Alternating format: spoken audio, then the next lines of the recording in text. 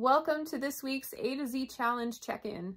I'm Nikki, the obsessive bookseller, and this is a new feature I'm running on my channel where I take one shelf and focus on it for the entire year, reading a chapter a day. It has been a week, I'm here to tell you. So I have my little tracker here, and I spent time on this every single day, getting up to about chapter 14, and wrote myself some notes. I'm really enjoying the process of keeping track of everything on here. So I read 6.5 chapters at about 110 pages, getting me to about the 75% mark of the book. And that's when I was able to make some critical decisions. Up to this point, I was reserving judgment to see how the author would handle the development of the relationship between the two main characters. As of my last update, the author had given me no indication on why this woman would find this man appealing. His behavior was absolutely atrocious. She was from a standpoint of professing not wanting anything to do with him, and she was playing around with a lot of non-consensual material that I really didn't care for. But the critical thing is that the female character was not reading as though she was coming from a victim standpoint. It was more from an indecisive standpoint. So, okay, give it a little bit of a pass. However, for this to be a compelling love story, I want to see why it is compelling to choose this person as a mate. And not only did the author fail to deliver on that, she failed in flying colors. It just didn't feel like a love story to me. It felt like a possessive story where, by virtue of proximity, she came over to being with him, but not because she wanted to, not because she found him irresistible from anything other than a sexual standpoint, and only because he was persistent. And not in a good way, in a very unhealthy kind of way. And because this is a romance book, the only focus of the story is the protagonists. That they are the plot. Whether or not they make it or not is the entire plot.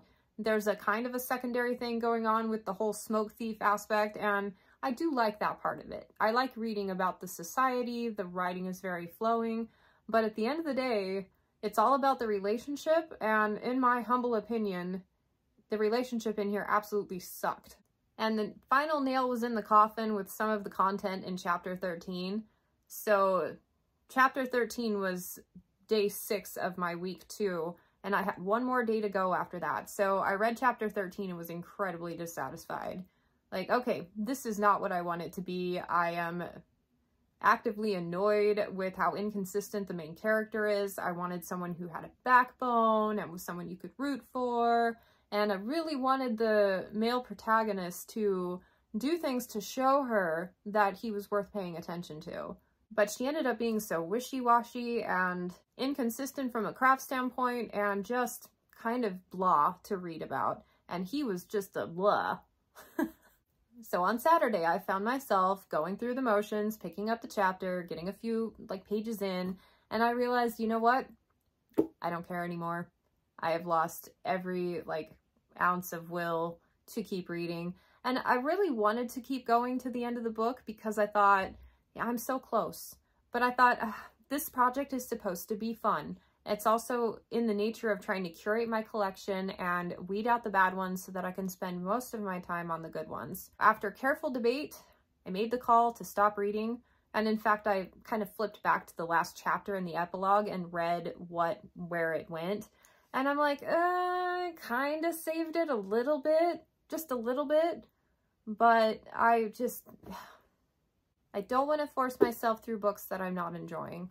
And to push myself through another 100 pages and 5 more days of this challenge for a crappy love story, I just, moving on with my life. But what that did do was bring up some considerations on what to do with the rest of the series on my shelves, and I had to think pretty hard on that. After some careful consideration, I know what I'm going to do next. Let's go look at the shelf. Okay, this is what we're dealing with. Now, first off, before I get started, Half a King here by Joe Abercrombie. Technically a YA book, but I don't care. I brought it over from my Project YA section, and I'm going to incorporate it into the shelf to be read per the challenge. Ta-da! So that leaves all of these Shanna Abe books. I almost considered picking up the second book, because it follows a different character, it's an entirely new love story, so maybe it would work for me. And while Smoke Thief's love story was very unsuccessful, I did like the pacing and thought the moments, even though they were really bad, were very well placed. And so I could see how if I was actually on board with the love story, seeing that pacing in a different context would actually be enjoyable. So I may, at one point in my life, pick up The Dream Thief. However, I only read about maybe 1 or 2 romances a year, if that, and I do not want more romance to be the focus of this supposed to be SFF series. It is not in line with any of my goals. Okay, so I thought about moving these all over to my romance section and calling it a day. But what I think I'm going to do, if you'll notice, none of these have covers except for this one. These are strip copies that I brought home while working as a bookseller. They have no value, and let's say, okay, so I hated that one. Let's say I pick up this book and absolutely love it. It's one of my new all-time favorite books. Am I gonna want a crappy edition without a cover? No, I'm gonna go out and buy another one. So, ergo, do I need to keep all of these books on my shelf as just placeholders when if I read and like the book, I'm gonna end up with a better copy anyway? I think the answer is no. I think I would rather have the space, and I think I would rather not have these kind of glaring at me saying, hey, you're supposed to continue on in this series.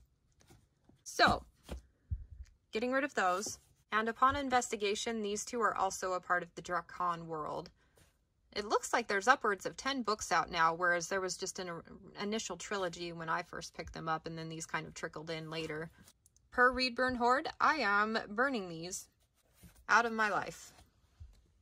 Gone. That leaves this book club edition of Queen of Dragon, Book 3. This one, because it's a nice hardcover, I am probably going to move over to my romance section to be evaluated within all of those. What I'll probably do is take a month where I focus on just my romance books and unhaul all of the ones that I just don't think I'm going to get to within the next 10 years.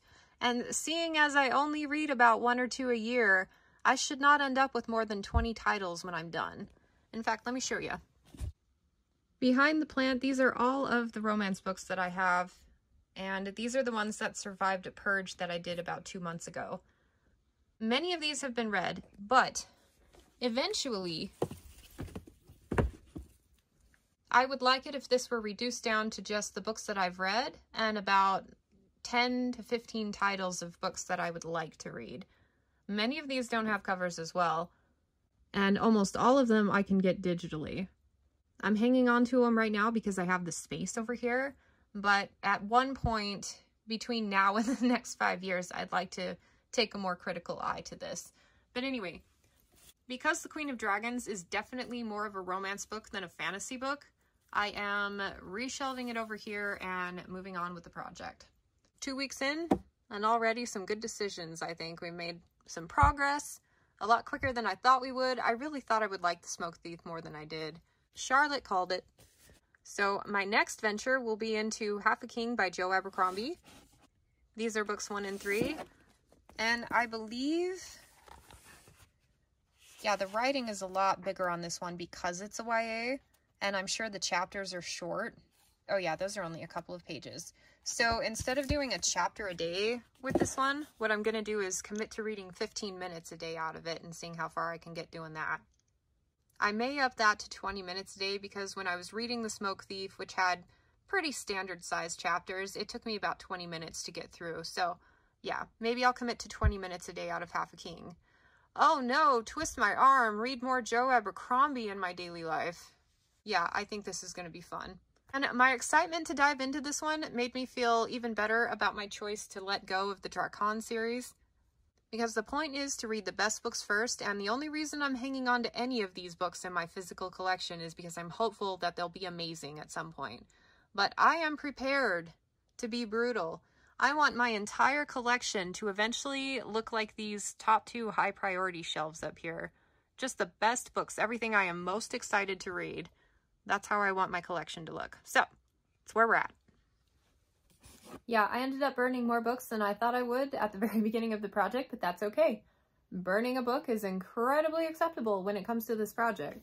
So the next read will be Half a King, and really excited to get to it. I have updated my tracker, crossed out Smoke Thief, and inputted this one, and we'll see how it goes after a week. I'm not expecting super grand things from this comparable to his other works, obviously, because those are adult fantasy and this is geared towards teens. However, I am very curious to see, considering how many young adult books I've read in my life, how this compares to your typical young adult book. I'm expecting it to be better. Thank you for joining me on this one, and I hope to catch you at next week's update.